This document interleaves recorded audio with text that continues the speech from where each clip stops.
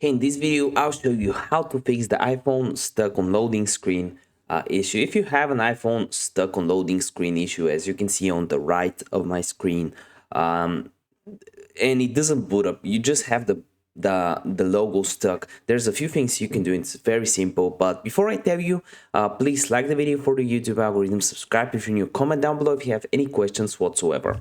So I had this issue on my iPhone, and it can get and it can happen in multiple situations. But the first fix is basically to hold the volume down and power button. Look what it says here. Press and hold the volume down and power button simultaneously until the device turns on. This actually worked for my iPhone 6 before. I had this issue for like 2 days because one of the fixes that people tell you to do is just leave your phone for an hour. Well, it didn't happen for me.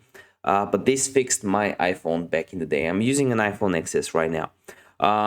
Another thing you can do is just leave your iPhone for like 30 minutes, an hour, maybe until the battery runs out to see if that will fix it. But for me, just the button, volume down, power button, that fixed the issue.